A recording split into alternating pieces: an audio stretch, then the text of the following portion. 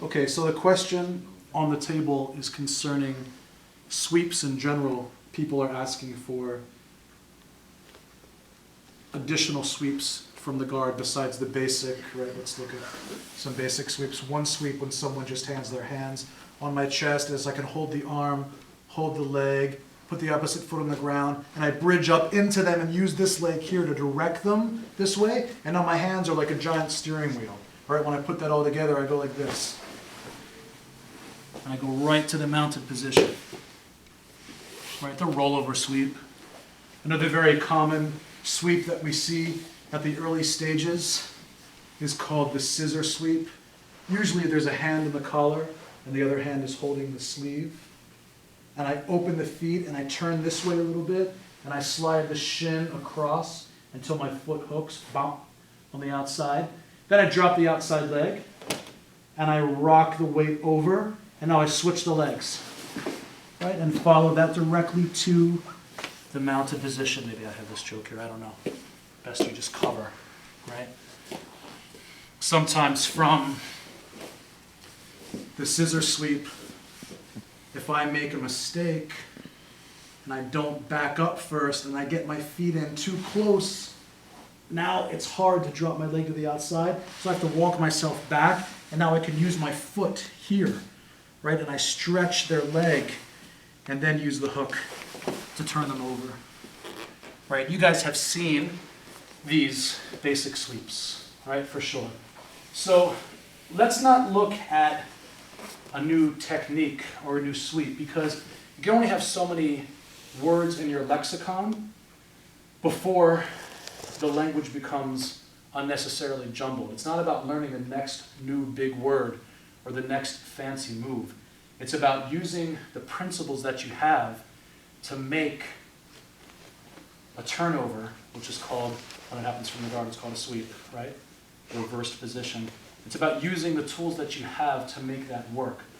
So the idea with sweeps is to follow the person's weight. It's to follow the person's weight. When I have an opponent in my guard and he puts his weight forward on me, how do I get it up? I push him away, right? My feet are closed, I drive my heels down, and I try and extend my legs and lift my hips. And I sit him back down, right? If the person's too far away, perhaps they're leaning back to punch. We saw this in lesson 8 of the core curriculum, punch box series, stage 1 through 4. One of the things I can use is, my legs to pull him in, right? So I have this motion all the time available to me in the guard, this rocking back and forth, where I use my legs and my core to bring his weight forward and hold him close, or my legs and core to extend him away to prevent me from getting attacked or held down or pinned down, right?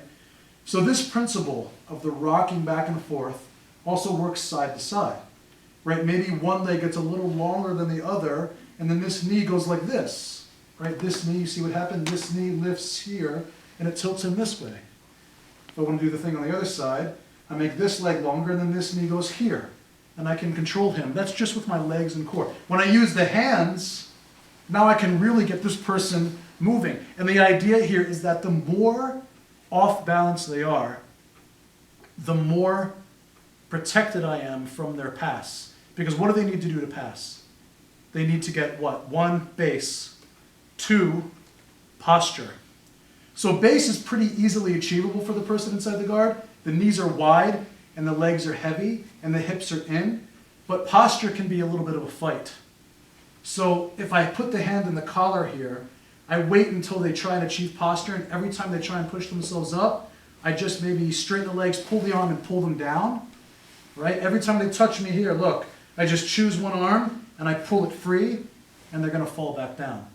This kind of constant battle where we're pushing and pulling and pushing and pulling and pushing and pulling, I want to create a pattern or a rhythm that's unpredictable for the person in the guard.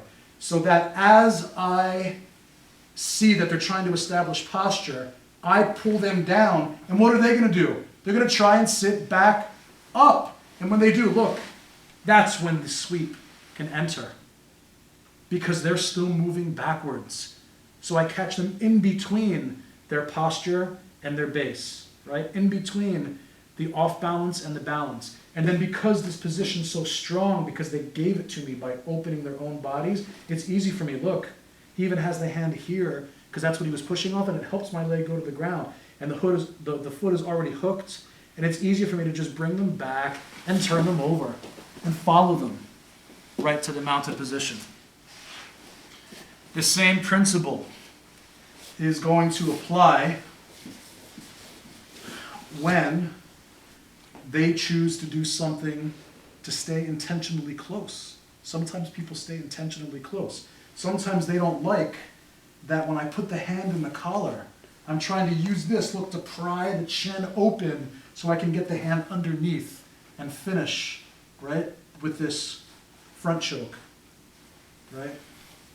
I put the hand in, and I'm trying to pull them and pull them. They're trying to maybe keep themselves from being pulled down, but they see that when they do, I go, bump, and I'm in.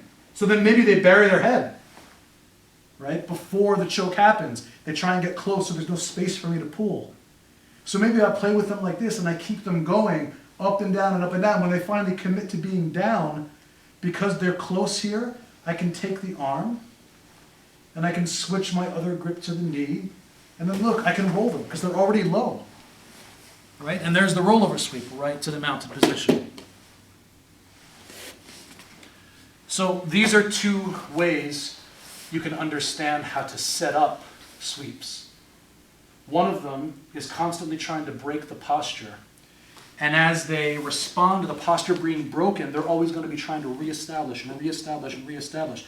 The base is wide. They need the hands in the hip so that they feel secure and not being pulled down. And when that happens, they open up, boom, you slide the shin right across, right? Just like this. And you tilt their weight over the head, and then you switch the feet, bam, right to the knees. Nice low, wide coverage for the mount. Maybe you could play with them, a little more advanced guy may feel comfortable hiding his head by putting the head on the chest and staying close to prevent the arms or the hands from entering for a choke. And when that happens, because they're low, you can hold the arm and hold the knee. This foot goes on the ground, and I bridge up a little bit to get a little shock, right? I want to bump the weight up a little bit because that allows me to straighten this leg, and this leg goes in the armpit. Boom! And then I just turn over right here. I shove them this way with the leg and turn like a big steering wheel.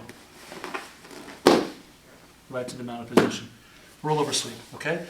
So think about these two mechanics in play as you try these sweeps on each other. And then what I promise you'll find is that by looking for posture being broken and reestablished, and looking for the head being hidden and up, you'll find other sweeps within that. You'll find ways to turn them over based on following their weight. Okay? Make sense? And get together with your partner and just try for like 2 minutes, seeing if you can follow your opponent's weight. Let's go.